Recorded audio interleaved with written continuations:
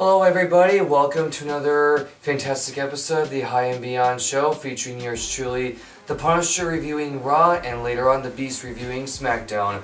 So unfortunately there's not too much to go over this week on Raw because honestly there's a lot more promos that were going on and a lot of stuff that dragged it so much, but just to keep some things basic and simple. So we had a segment with Stephanie and Mick Foley where later on in the evening Mick Foley was going to have to fire somebody at the end of the night, and so at first it seemed a little interesting because we weren't sure where this whole thing was going or if it was leading to another draft coming up, but anyway, I will cover that more a little bit later. And then we also had the club being involved in the whole number one contender tag team match between Enzo and Cass versus Cesaro and Sheamus, only for it to become another DQ finish, and then it led to it becoming a triple threat match at Mania where all three teams are battling for the tag titles, which of course another stupid BS DQ finish that it's like, are they ever going to stop doing this crap? Because it's like, if you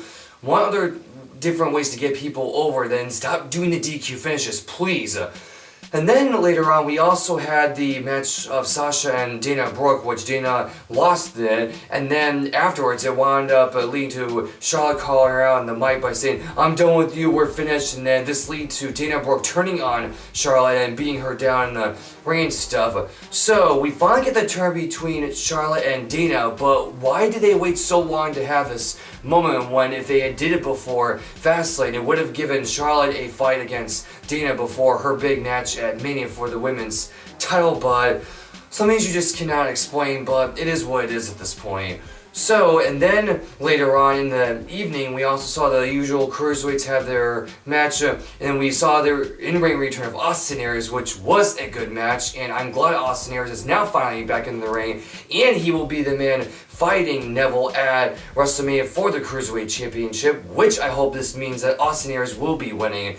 And then, probably last but not least, we also saw the segment between Roman and Shawn Michaels coming out, and Roman talking about how, he will defeat The Undertaker at Mania, and then Shawn Michaels giving him some advice by saying, "Hey, I tried this a couple of years ago, it didn't work well for me, so good luck to you on it." But then Roman kind of pulled a heel line with Michaels saying, "Michaels, Undertaker retired you a couple of years ago. This year I'm retiring the dead man," which it sounds to me like he's triggering to be a bad guy, but now they're trying to build Roman as the face of the company. So if they want this match between Taker and Roman to work, it would make sense for Roman to be the bad guy, but knowing how WWE is, they're going to keep him as a face. Either way, I don't care. I like the guy, so whatever you do, just make it interesting.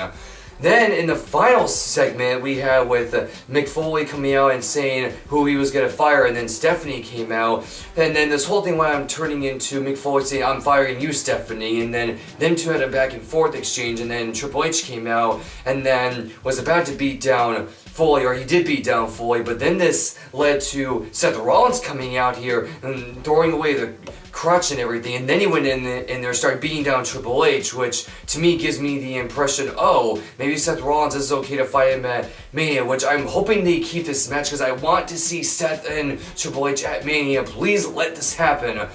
But so there are a couple rumors flying around that the possible match is the fact that Finn could be added to the match as a tag team match, and then Samoa Joe could be with Triple H for the tag team match. But either way, I do want to see Seth and Triple H go at it at Mania, so please make sure this happens.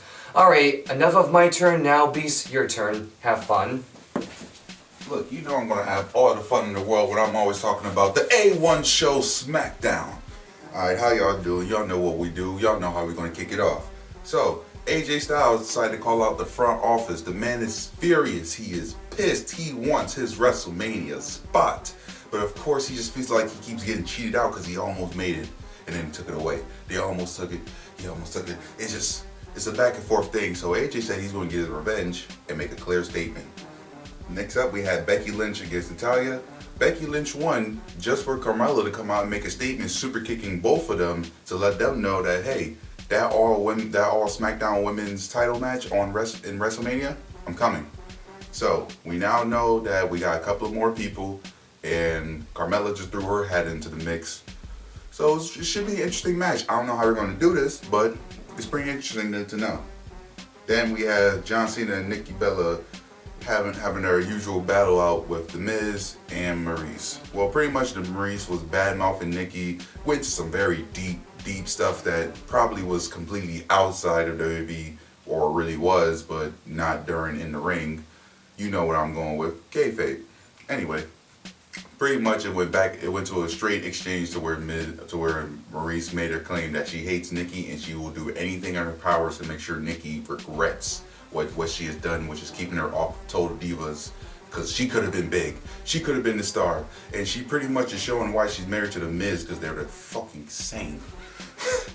But it pretty much just led to the point afterwards to where John Cena and Nikki Bella came out through all the bad mouthing just to talk they mess. And then Daniel Bryan came out letting The Miz know, as much as I want to punch you in the face, and he said this a lot, he wanted to punch Miz in the face, but since he couldn't, he decided to set up the match that we always been waiting for. The mixed tag team match is now 100% officially set for WrestleMania. Yes, boo it away. And not the Roman boos. I mean boo boo. Like boo boo. That match is boo boo.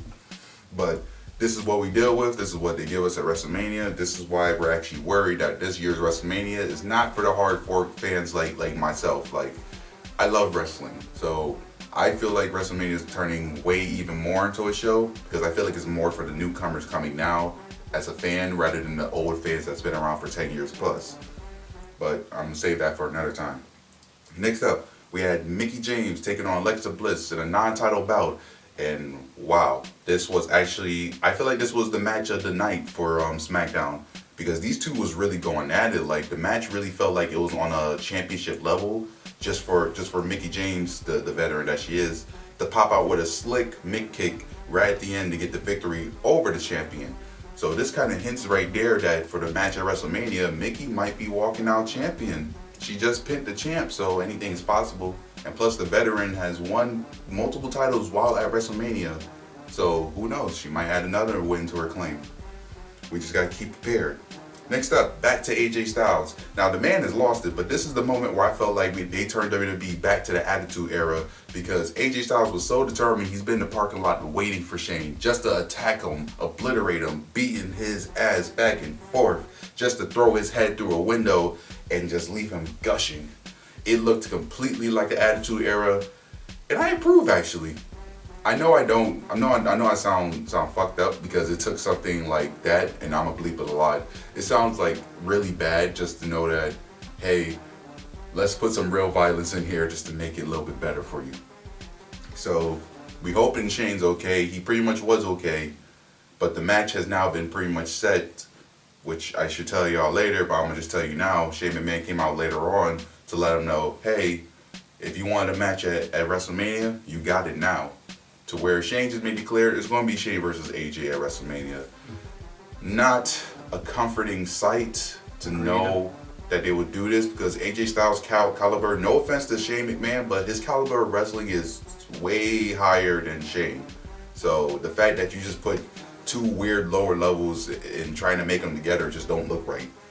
What happened to Shane versus Brock? Oh yeah, Brock is taking on Goldberg, who stayed in the company longer than he was supposed to. But we're not going to get into that. We need to make a separate podcast. Like, I'm completely convinced. Would you guys like would you guys like an audio podcast as well as a video podcast as you get now? Let us know in the comments below. But anyway, back to the show.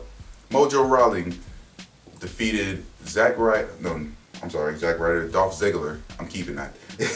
Mojo took out Dolph Ziggler in a count-out match. Pretty much it was a count-out.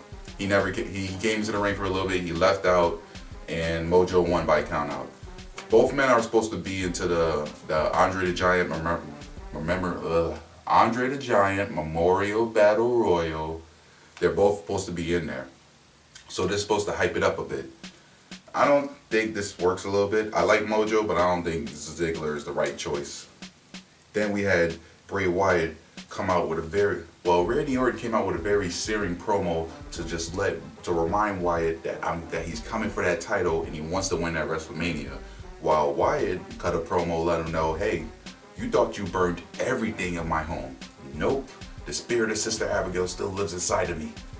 So as you can tell, we're going to get a very vicious match with these two at WrestleMania. And I hope it makes up for the fact that me as a fan, and I'm pretty sure a lot more fans, would like to see Luke Harper against Bray Wyatt rather than rather than Randy Orton against Bray Wyatt.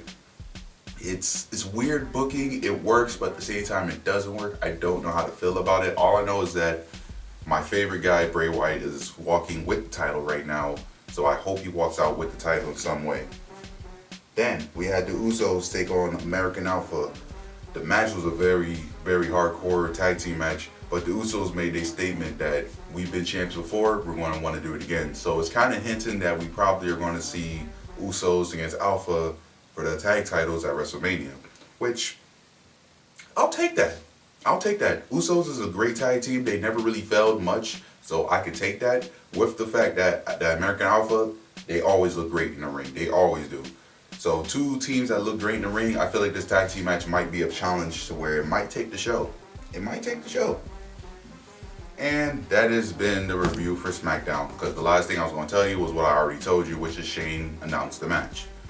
So at WrestleMania, we're expecting a lot of interesting matches, both from Raw and SmackDown. So we hoping that it's going to be good, but I'm going to just say this clearly. If you're a hardcore fan of wrestling, you might not want to watch WrestleMania. I'm just saying, because from the sound of it, it might not be good.